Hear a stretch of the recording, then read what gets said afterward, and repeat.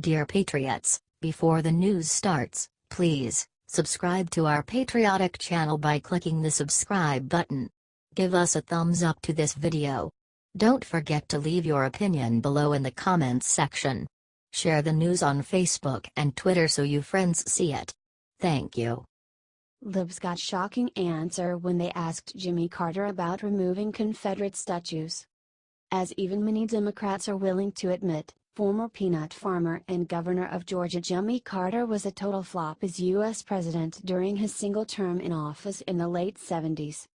Before Barack Obama entered the White House, President Jimmy Carter was seen as the most left-wing knee-jerk liberal to run our country in recent history.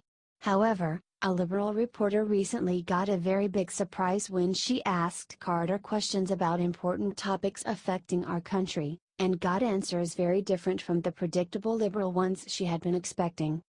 The New York Times left-wing columnist Maureen Dowd asked former President Carter, for example, about what his response is to NFL players kneeling during the national anthem. Carter replied, "Sensibly, I think they ought to find a different way to object, to demonstrate. I would rather see all the players stand during the American anthem." Maureen then moved on to another hot-button topic, that of Democrats' desire to whitewash American history and insult Southern heritage by removing statues of Confederate generals and other leaders from public places. Dowd may have overlooked the fact that Carter is from Georgia, and has a deep connection with the region. When she asked Jimmy if the statues should be removed from the parks, he answered, "That's a hard one for me. My great-grandfather was in Gettysburg on the southern side and his two brothers were with him in the Sumter artillery. One of them was wounded but none of them were killed." He continued, "I never have looked on the carvings on Stone Mountain or the statues as being racist in their intent. But I can understand African Americans' aversion to them, and I sympathize with them. But I don't have any objection to them being labeled with explanatory labels or that sort of thing." Are you surprised that Jimmy Carter did not toe the liberal line on these key issues?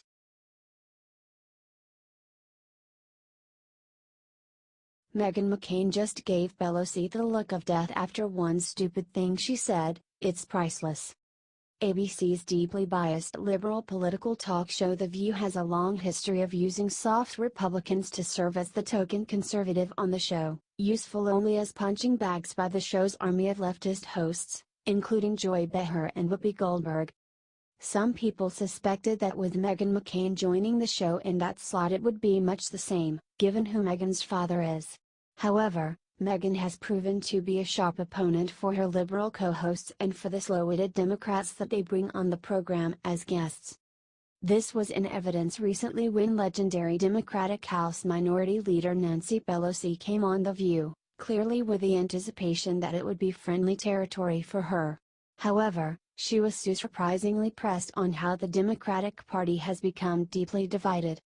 Said Nancy in response, ridiculously, "Well, let me, with all due respect, disagree with you. There is not a fracture in our party similar to what's happening in the Republican Party. My party has always been a dynamic party. It is not a rubber stamp party, that's the vitality of it." She then claimed that she can name an overwhelming number of people among the Democrats who want her to stay as the Democrats' House leader, and added, "I feel very confident in what I'm doing and the support that I have, but please don't think that it is anything like the fracture that is in the Republican Party." Meghan McCain then gave Pelosi what can only be described as the look of death, and rebuked her, saying, "That's from winning, though. I mean, President Trump is in the White House, so there's a breakdown someplace. How much do you love Meghan for this?" Shaq and Barkley just teamed up to destroy Anthem kneelers. Libs are furious at them. NBA Hall of Famers Shaquille O'Neal and Charles Barkley may have been fierce adversaries on the basketball court, but they are united in the disdain they have for troublemaking protesters that have been trying to rip our country apart. During a segment on the show NBA on TNT, the Who basketball legends took on the issue of millionaire football professional players who, inspired by Black Lives Matter associate Colin Kaepernick, have been kneeling instead of standing up for the national anthem. Said Charles, "I'm sick of hearing about the anthem protests. We're all in this thing together. It ain't a black or white thing. It ain't a cop against people. It's all of us. Former national champion with the Lakers and the Heat Shaquille agreed, replying, "I agree with Chuck, enough talking. When are we going to do something about it? The problem has been, when you allow people to deviate from what you're trying to do, then they can create other problems." O'Neill also made quick work of the idea liberals have been putting out that protesting the anthem by kneeling somehow does not show disrespect to the flag or to members of the U.S. military. Stated Shaq, "They always say, we are not disrespecting the flag. But when you allow people to say you are disrespecting the flag by doing it during the national anthem, is the message really being heard?" He added, "So now, like Shaq has said, enough talking. Let's just get something done, and make this world a better place." Are you glad these famous basketball players spoke out clearly about protesting NFL players?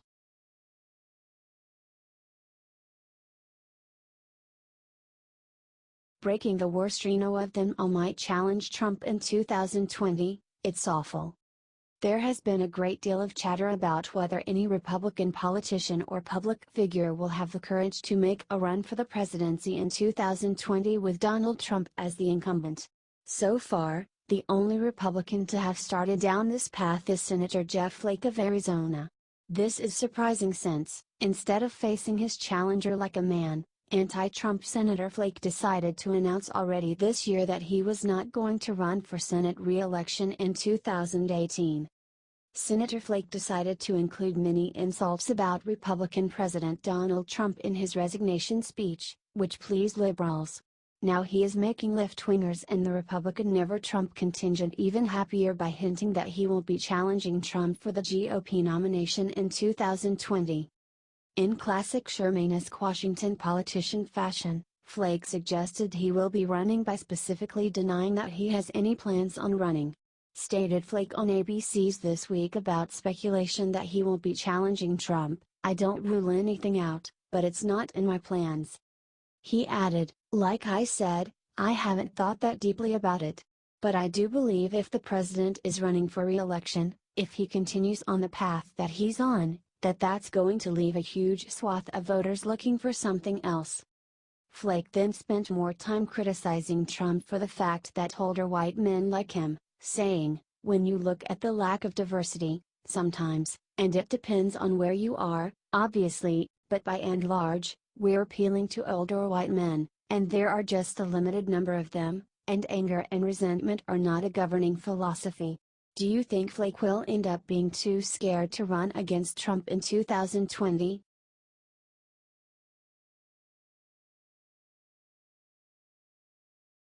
Angry libs are now using an adult coloring book called "I Am So Sick of White Guys."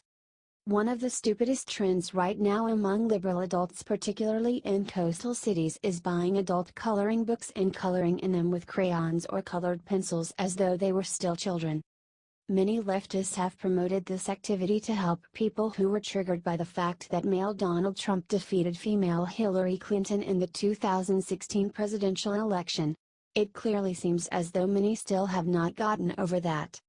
A liberal white man named Gem Corbett decided to cater to other snowflakes by making an adult coloring book titled "I Am So Sick of White Guys," featuring parody images of powerful Caucasian men like Donald Trump.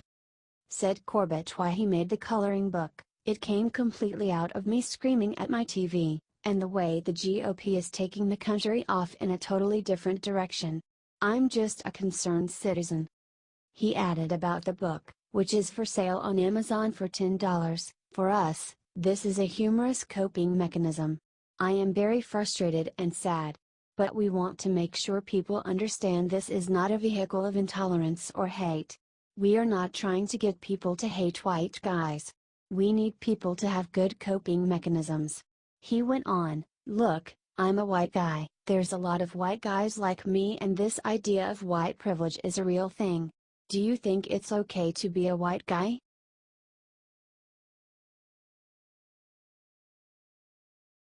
New York Times writer just said Trump supporters are terrorized toadies. A liberal New York Times writer named Roger Cohen spent his Christmas Day coming up with one of the most ridiculous anti-Trump screeds to have ever even appeared in that notoriously anti-Trump newspaper. Cohen called the White House of President Donald Trump Turkmenistan on the Potomac and then claimed that Trump's backers are terrorized toadies. Wrote Roger, "If this is America, with a cabinet of terrorized toadies genuflecting to the great leader, a vice president offering a compliment every 12 seconds to Mussolini's understudy, and a White House that believes in alternative facts, then it is time to keep your head when all about you are losing theirs." Cohen then got mad at Republicans for liking a Republican president, as if Republicans are not allowed to admire others in their own party. He wrote, "If this is America, less than a year into the Trump presidency, yes, if this is still America, where Representative Diane Black, Republican of Tennessee, thanks the great leader for allowing us to have you as our president, and Senator Orrin Hatch, Republican of Utah, says Trump's will be the greatest presidency maybe ever." He then tried to use George Orwell to accuse Trump of being a Nazi, saying, "If this is America, where the great leader wants you to believe that 2 + 2 = 5, and would usher you down his rabbit hole, and struggles to find in himself unequivocal condemnation of neo-Nazis." Roger, who is not originally from the United States, concluded by insulting America under Trump as just a squalid, oversized, greedy place past the zenith of its greatness. Are you disgusted by these non-stop attacks on Trump and people who like him and support him? Black Lives Matter extremist makes it racial, just called Las Vegas shooter a white terrorist. The recent mass shooting in Las Vegas that claimed 58 innocent people's lives was undeniably a true horror story come to life and an unspeakable tragedy. What could also be confidently said about the sad event was that it had nothing to do with race. After all, murderer Steve Paddock was white, and he fired into a crowd of people outside that was mostly white, and the music festival that these concertgoers were attending featured mostly white performers. However, liberals cannot see anything happening these days as not being racially related, and one leader of Black Lives Matter just publicly tried to bring race into a discussion of the massacre in a truly ridiculous way. Petrus Colors co-founded the group Black Lives Matter, whose associates have been charged with the killings of several police officers. Nonetheless, MSNBC host Joy Reid saw fit to bring this woman onto her show AM Joy. On the program, Colors did not disappoint, claiming, "Black people are over-policed, over-criminalized, over-incarcerated without being activists." She then brought the totally unrelated Las Vegas mass shooting into the discussion, continuing, "And when you add the activist on top of that, we are being surveilled, we are being criminalized for our activism, and we are being targeted by local law enforcement, and we're being targeted now by the federal government." He then tried to paint lone gunman Paddock as a white terrorist, saying, "And I think that's a shame, especially when we see people like in Las Vegas, the white domestic terrorist who killed over 60 people. This government is focusing on the wrong group of people. Do you think it's absurd she's trying to politicize the Las Vegas massacre tragedy by making it about race,